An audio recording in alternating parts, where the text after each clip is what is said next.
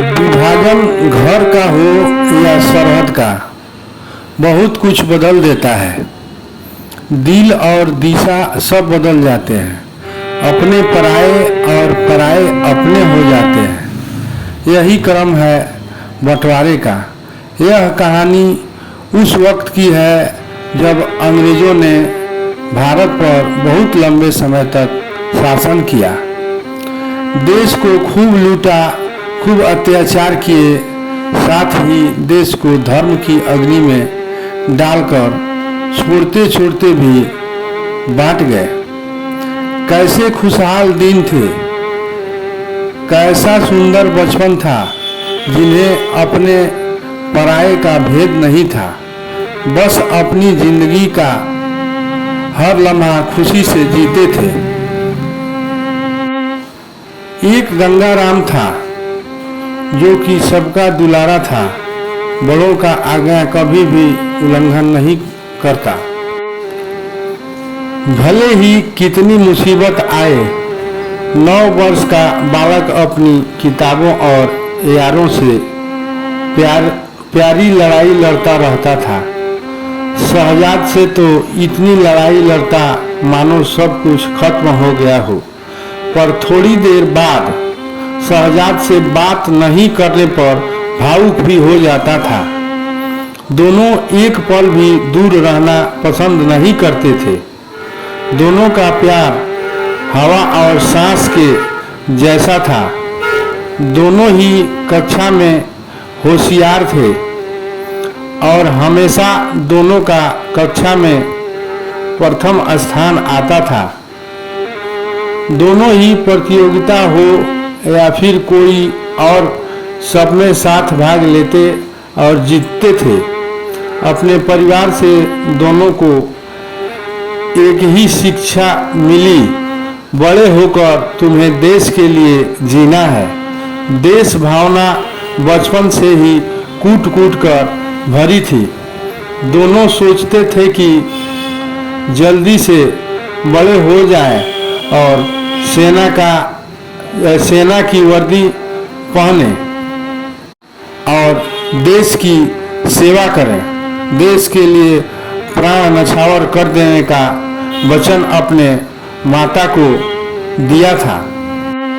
सूरज की किरण धीमी पड़ने लगी तथा चारों ओर लालिमा बिखेर रही थी।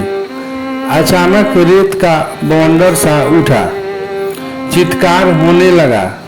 यह ना देख सकने वाला दृश्य था। यह बात 1947 की है, जब देश का विभाजन हो रहा था। हिंदू मुस्लिम लड़ाई हो रही थी। बदले की आंधी ने देश में आग लगा दी। हर तरफ कोहराम और विनाश घुल रहा था। बस एक ही भावना थी, या तुम रहोगे या हम।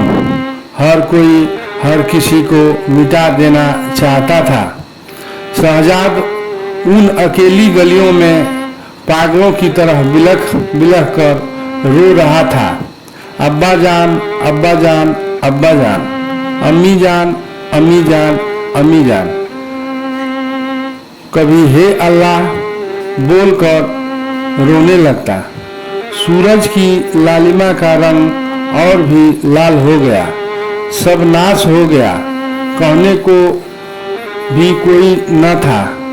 तभी एक सैनिक गाड़ी आकर रुकी और शहजाद को पकड़कर उसमें बैठा लिया। गंगाराम अपने घर की छत से यह सारा मंजर देख रहा था। गाड़ी जैसे ही गंगाराम के घर के आगे से गुजरी, शहजाद ने गंगाराम को आवाज लगाई, गंगाराम, गंगाराम। गंगाराम दौड़ता हुआ छत से नीचे आया।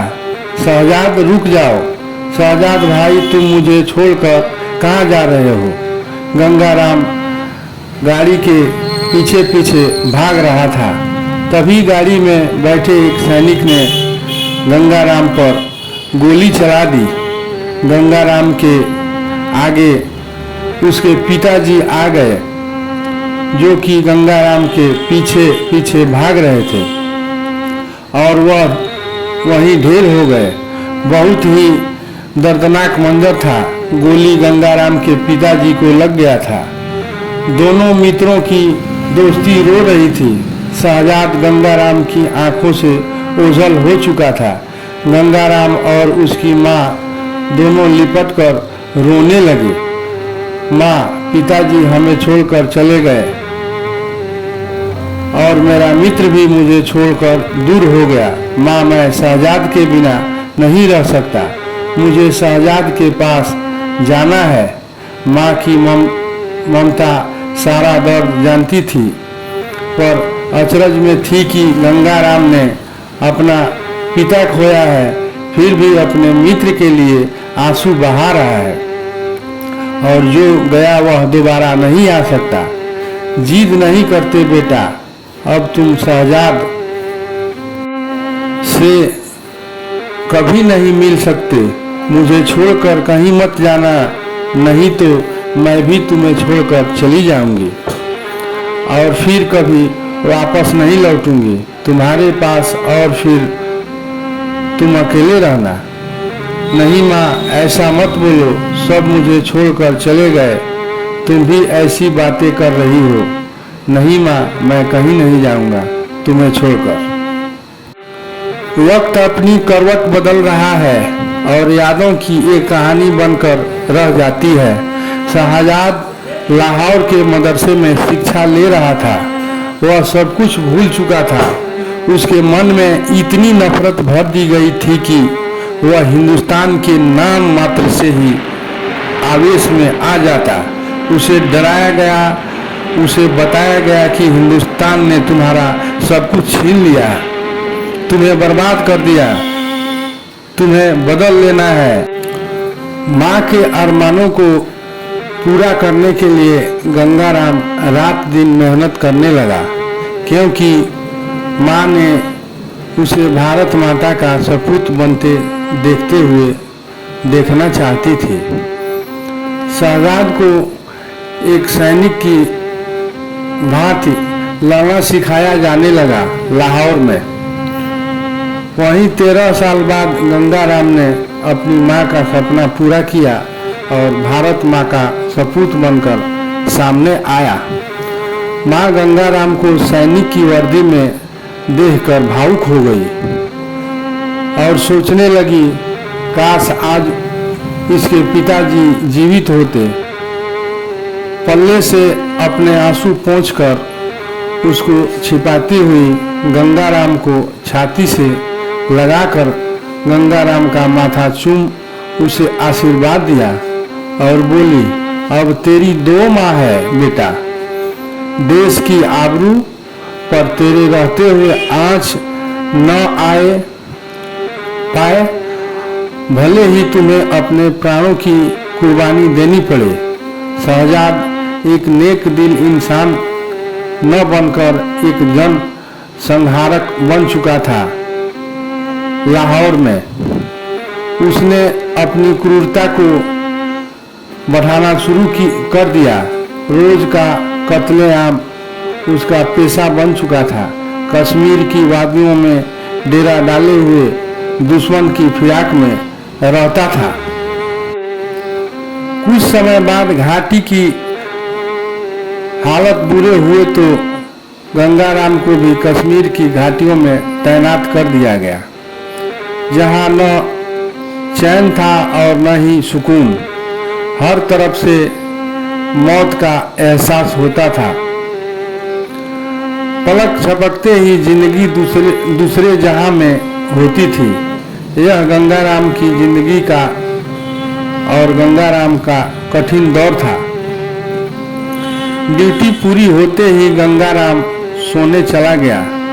घाटियों की सुंदरता जैसा कोई स्वर्ग हो, स्वर्ग में भी चैन न था। साए साए करती हुई ठंडी हवाएं तन को आर पार कर भाले की तरह पड़ रही थी। थोड़ी ही देर बाद गोलियों की आवाज आई। गंगाराम ने आंखें खोली और अपनी स्थिति बनाई। दोनों तरफ से गोलियां चल रही थी। अचानक कोई रोता हुआ गंगाराम के कैंप की तरफ आ रहा था। लग रहा था मानो चांद जमीन पर उतर आया हो। वह लड़की नजदीक पहुंची और बेहोश होकर गिर गई। गंगाराम ने तुरंत उसे संभाला और उसे कैंप में ले गया। वह बुरी तरह से घबराई हुई थी। गंगाराम पानी के छींटे मारकर उसे होश में लाया। उसकी आंखें खुलते ही वह गंगाराम के लिपट गई। हमें मत मारो, हमें मत मारो, हमने तुम्हारा क्या बिगाड़ा है? अब तुम सुरक्षित हो, तुम्हें कुछ नहीं होगा। गंगाराम ने कहा, तुम कौन हो? मैं गंगाराम हूँ, भारतीय सेना का जवान। उन्होंने मेरे अब्बा को मार दिया, अब हमें भी मार देंगे। हमें बचा लो, तुम्हें कोई नहीं मारेगा। अब शांत हो जाओ। सुबह तक वह लड़की गंगाराम से चिपक कर बैठी रही। सूरज की पहली किरण निकलते ही गंगाराम उसे उसके घर छोड़कर वापस आ गया, बिना कुछ कहे। गंगाराम को मानो जिंदगी का कोई नया सपना मिला हो। हर वक्त उसे याद करता रहता। गंगाराम में बदलाव आया। अब हर रोज गंगाराम उसे देखे बिना चैन नहीं लेता। यह सब एक तरफ प्रेम था। चोरी छिपे गंगाराम उसे मिलने की कोशिश करता, पर हिम्मत नहीं जुटा पाता। गंगाराम ने आतंकवादियों में दहशत फैला रखी थी। उनका कोई भी अभियान सफल नहीं होने देता। वह 4 सोचते तो गंगाराम 6 सोचता। शहजाद को अपने सारे मंसूबों पर पानी फिरा देखकर धोखे से उस जवान से मिलने की सूझी। घाटी में रोज कहीं न कहीं दर्द भरी आवाज़ें और खून से सनी हुई सफ़ेद चादर आम बात हो चुकी थी। घाटी में रहने वाले लोगों को अपनी जिंदगी के एक पल भी भरोसा नहीं था। न जाने मौत कब आ जाए और इस जहां को छोड़ने को मजबूर कर दे। शहजाद दिन में उन गलियों में भेष बदल कर घूमता और देखता कि सेना की कहां पर ढिलाई है। शहजाद उस लड़की को पहले से ही जानता था। वह उससे प्रेम करता था। दोनों रोज घाटियों में मिला करते थे। साथ ही मौज मस्ती भी किया करते थे। उधर गंगाराम ने उसका नाम तक नहीं पूछा। गंगाराम थोड़ा शर्मीले स्वभाव का था। शहजाद अपना भेष बदलकर गंगाराम के पास आया। इसके लिए शहजाद को बहुत मेहनत करनी पड़ी।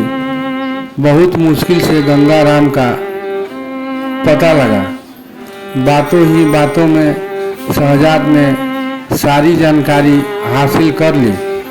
गंगाराम इन बातों से अनभिज्ञ था कि मेरे साथ क्या हो रहा है। शहजाद को झटका सा लगा, पर अब बहुत देर हो चुकी थी। दोबारा से यह रिश्ता आगे बढ़े और हम अपने कर्तव्य से अलग हों, ऐसा करना गलत होगा। शहजाद उसी वक्त वहाँ से चला गया। शहजाद खुश भी था तो दूसरी ओर बदले की भावना उसे इन सब से अलग करती थी।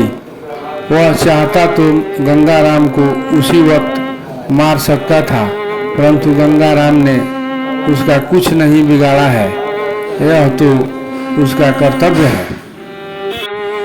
शहजाद प्यार और नफरत की दीवार के बीच में फंस गया और एक तरफ अपने मित्र से मिला प्यार जिसकी कोई सीमा न थी, तो दूसरी ओर बदले की भावना उसे और तेज कर रही थी।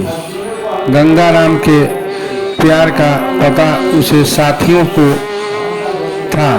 उन्होंने मजाकिया तौर पर गंगाराम से कहा, अबे अब तो उसका नाम पूछ ले और इजहार कर दे, नहीं तो वह किसी और की हो जाएगी। सब हंसने लगेंगे।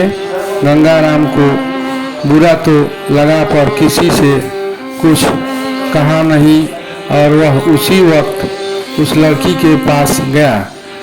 चेहरे की हवाइयाँ उड़ रही थी। गंगाराम ने हिम्मत कर अपने दिल की सारी कहानी बता दी। लड़की पहले ही तो हंसी पर उसने मना नहीं किया और अपना नाम बताते ही घर की ओर दौड़ी चली आई। उसका नाम नरगिस था। नरगिस ने अपनी सारी बात शहजाद को बता दी। शहजाद को अच्छा तो नहीं लगा पर सोचा मेरा कोई भरोसा नहीं, कब इस दुनिया को छोड़ दूँ। अब वक्त है दोस्त के लिए कुछ करने का। उसने अल्लाह से दुआ मांगी। कुछ ना कर सके इस दर्दे दोस्ती के लिए अल्लाह रहम करे, हम खुशी मिले दोस्ती जिंदगी के लिए। शहजाद ने अभी से नरगिस से दूरी बनाना शुरू कर दिया। वह उसी नजरों से गिर जाना चाहता था। शहजाद ने उसे मिलना छोड़ दिया। नरगिस उसकी इन हरकतों को देखकर गंगाराम से नज़दीकी बढ़ाने लगी। दोनों धीरे धीरे प्यार करने लगे, एक होने लगे। सब कुछ ठीक था, तभी अचानक आतंकवादियों ने चारों तरफ से गोला बारूद बरसाना शुरू कर दिया। गंगाराम और नरगिस एक दूजे में समाये हुए थे। सारा कैंप नष्ट कर दिया गया। अंत में खुद को चारों तरफ से घिरा देखकर शहजाद ने गंगाराम की जांघ में गोली मारकर उसे घायल कर दिया और तुरंत उसे अपने साथ लेकर सुरक्षित स्थान पर पहुंच गया। शहजाद रोने लगा। उसने गंगाराम को गले लगाया। गंगाराम सोच में पड़ गया कि यह हो क्या रहा है।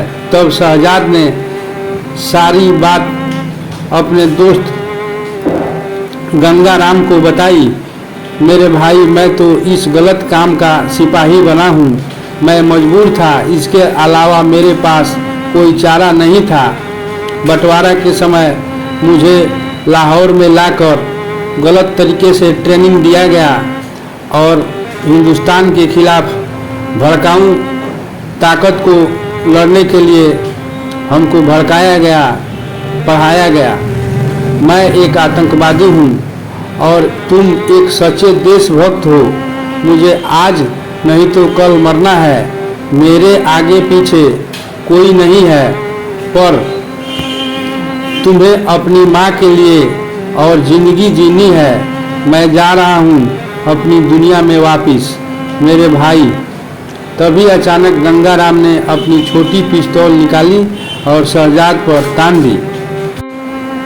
तुम एक कट्टर बन चुके हो और आगे भी नहीं सुधरोगे। तुम्हें कोई जिंदा पकड़े और तुम पर अत्याचार करे, इससे अच्छा मैं तुम्हें मार दूं। पर तुम्हें इतनी बड़ी कुर्बानी मेरे लिए क्यों दी?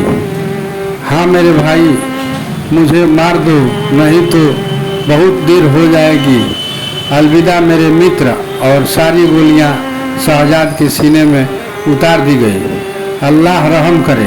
शहजाद ने जो किया एक आतंकवादी होकर शायद ही कोई कर सकता है। गंगाराम ने भी अपना कर्तव्य पूरा किया और शहजाद उसकी नज़रों में हमेशा हमेशा के लिए अमर हो गया। जय हिंद।